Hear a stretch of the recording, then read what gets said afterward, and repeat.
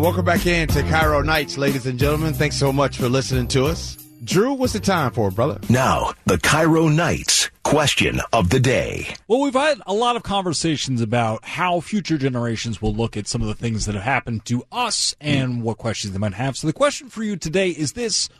When you look at previous generations, what is something that makes you scratch your head about and wonder what were they thinking? What in the world were our parents thinking for giving us castor oil? Now, I don't think I ever got that. Folks, I wish my sister would have stayed and she could have gave her experience with castor oil. Castor oil is basically a vegetable oil pressed from castor beans.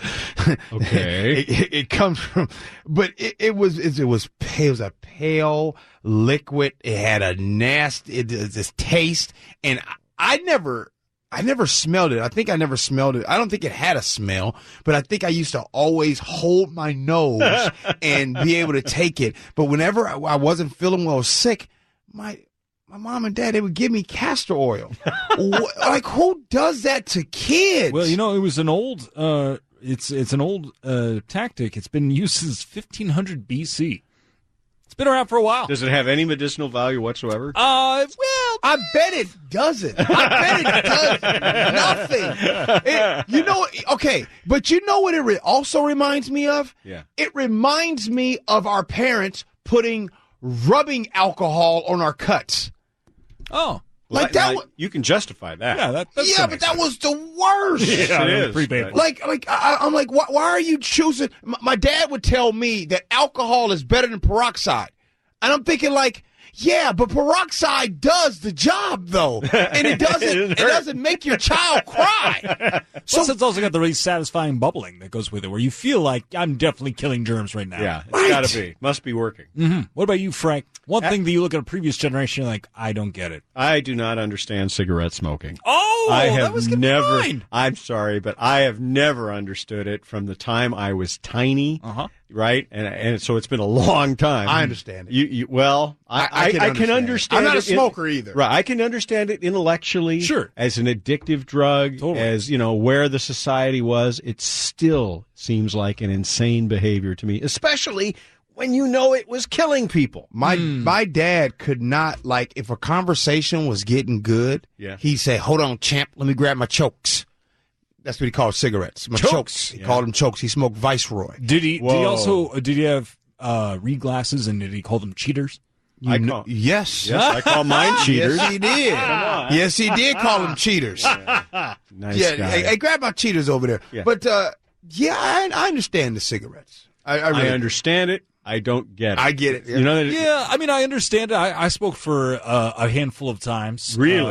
After college. Because at the very end, look, smoking is cool, and it makes you look cool, and that was enough of it for me. You don't smell cool. No, you don't smell cool at all. But that was actually was gonna be my answer. Cool. Yeah, that was gonna be my answer, Frank. Was cigarettes, especially if you go. You can be the same as me. If you go back and you watch like an episode of Mad Men and see sort of, especially. Oh yeah, it was everywhere. It was everywhere, and it was also the scenes where you would see the doctor light up a cigarette as he starts an exam and everything. Right. The whole fact that you had doctors saying, well, 4 out of 5 doctors smoke Camels. Mm-hmm. That whole idea of like, no, that's right. You can't connect. You're not connecting the fact that when you smoke more of those, you feel you're.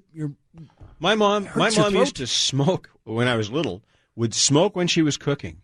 And it never made sense. Why would you do that when you're making something that's good to eat and smell? Why would you do that? That makes no sense. David, what about you? What's one thing the previous generation did? You have no idea what led them to think that. For me, it's specifically with my parents, actually, it's hitchhiking and sort of trusting strangers, especially on the highway.